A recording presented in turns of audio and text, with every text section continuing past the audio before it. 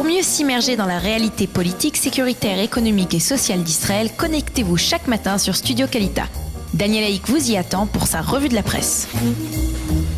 Et oui, il est déjà 8h43 sur studiokalita.com. Nous sommes un petit peu en retard, mais c'est l'heure de la revue de la presse et des médias israéliens. Et une revue de la presse que nous commencerons avec l'ensemble des sites d'information israéliens, les grands sites, le Ynet, le NRJ et voilà, qui ensemble ce matin, en page d'ouverture, annoncent la décision du cabinet restreint pour la sécurité nationale de retirer les portiques de sécurité autour du mont du Temple et de les remplacer par d'autres moyens de protection et de sécurité comme des caméras intelligentes.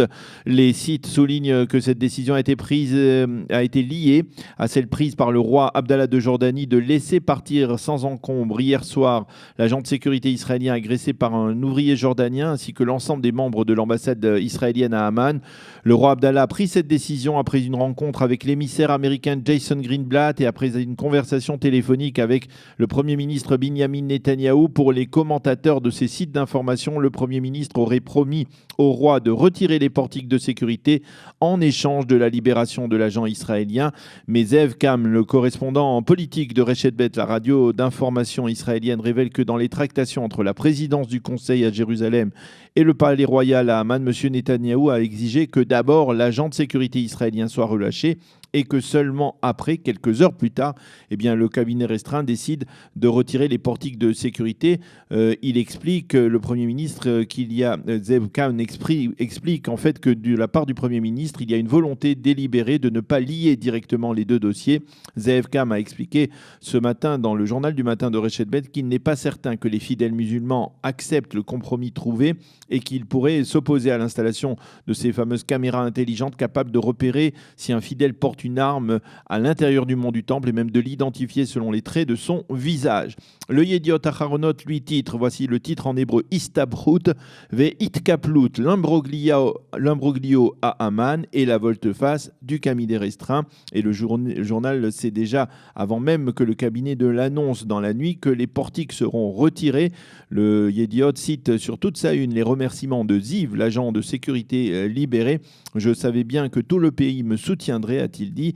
Le journal précise que c'est le chef du Shin Bet, Nadav Argaman, en personne, qui s'est rendu hier matin à Amman pour tenter de désamorcer la crise. Et c'est apparemment lui qui, le premier, a proposé ce marché validé en soirée par le roi Abdallah et le Premier ministre Netanyahou.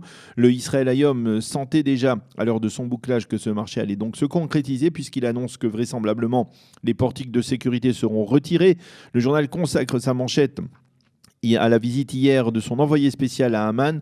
En arrivant dans la capitale jordanienne, Daniel Siriotti relate à la une l'animosité très marquée des Jordaniens envers les Israéliens. « Votre seul désir, c'est d'humilier les musulmans », lui a dit son chauffeur de taxi lorsqu'il lui a raconté qu'il était israélien.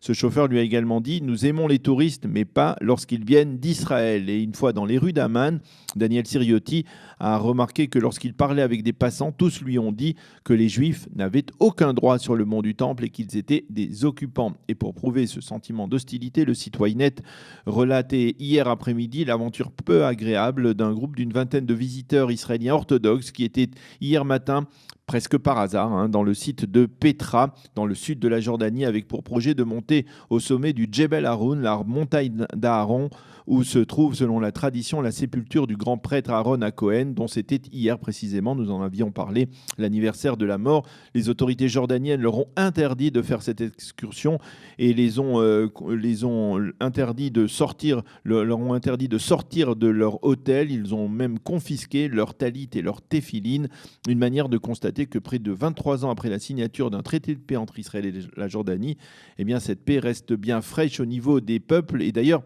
le Israël Hayom fait remarquer qu'il y a 23 ans, jour pour jour, le 25 juillet 1994, Yitzhak Rabin et le roi Hussein de Jordanie se rencontraient pour la première fois publiquement à Washington, une rencontre qui allait donc aboutir à la signature en octobre de la même année à un traité de paix entre les deux pays.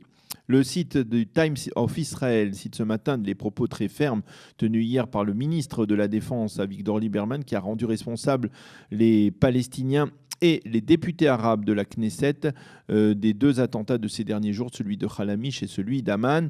Ces deux attentats sont le résultat d'une incitation constante de leur part, a déclaré Lieberman lors de la pose de la première pierre d'un mémorial à la mémoire des Druzes israéliens tombés au combat lors des guerres d'Israël. Et puis à l'approche du débat devant le Conseil de sécurité de l'ONU prévu pour aujourd'hui, l'ambassadeur d'Israël à l'ONU, Dani Danon, a demandé au Conseil de sommer Mahmoud Abbas de cesser son incitation à la haine. Danon a tenu ses propos en montrant hier à des diplomates de l'ONU ces photos insoutenables dont nous parlions hier avec le Rav Ben Ishai du domicile des Salomon vendredi soir après le massacre commis par le terroriste.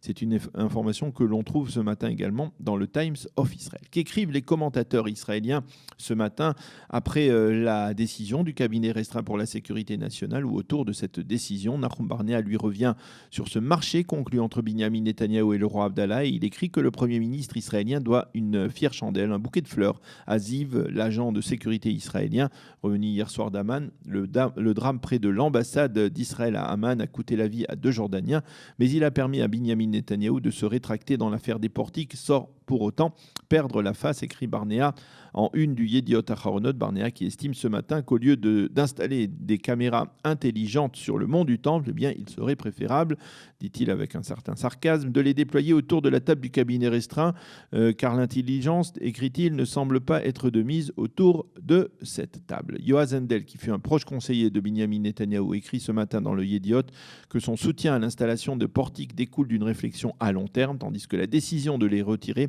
est une volte-face israélienne qui, à court terme, peut certes calmer les esprits, mais à plus long terme présente le gouvernement Netanyahou comme faible et prêt à céder, ce qui est bien plus grave.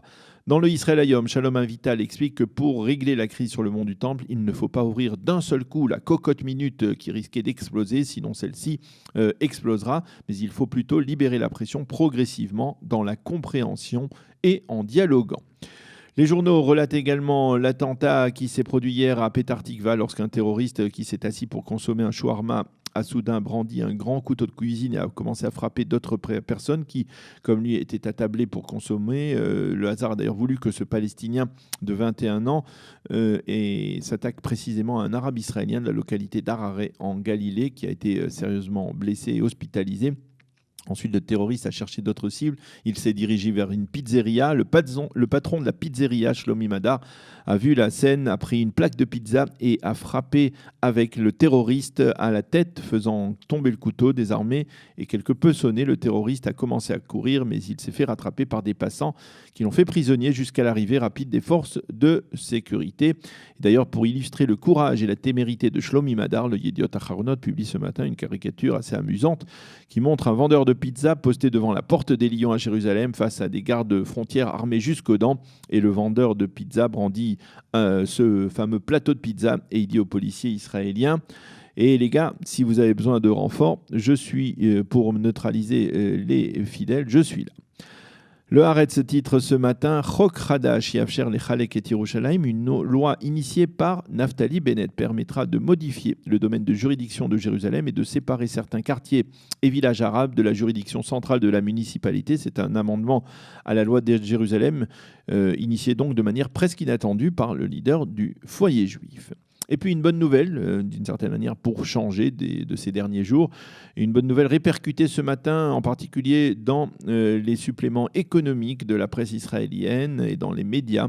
La société pharmaceutique israélienne Neuroderm, dont les produits soignent les malades de la maladie de Parkinson, a été rachetée hier par le consortium japonais Mitsubishi pour la bagatelle d'1,1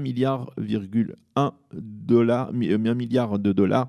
Le directeur général de Neuroderm, le docteur Oded Lieberman, a affirmé que cette vente allait certes profiter aux actionnaires, mais également et surtout aux malades de Parkinson à travers le monde qui vont pouvoir bénéficier d'un médicament très performant et très accessible. La société israélienne n'est pas une inconnue puisqu'elle fait partie de la trentaine de sociétés israéliennes cotées au Nasdaq américain. Neuroderm compte 77 employés et ses locaux sont situés à Rehovot. On peut lire ce matin sur tous les sites et dans tous les journaux beaucoup de détails sur ce symbole de réussite qui est devenu cette société israélienne. Voilà, c'est la fin de cette revue de la presse et des médias israéliens de ce mardi matin. Il est 8h52 sur studiocalita.com. Dans quelques instants, nous allons retrouver notre invité, notre éditorialiste ce matin, qui sera Dan Lévy, qui va nous présenter quelques sites, ou en particulier un site à Jérusalem, un site à visiter, une excursion à faire en cette période des 9 jours qui précède Tisha B'Av. Nous parlerons bien entendu de l'histoire du Beth Amikdash et des environs du Beth Amikdash. C'est Dan Lévy qui nous en parlera dans quelques instants, après une page musicale ou un jingle tout simplement.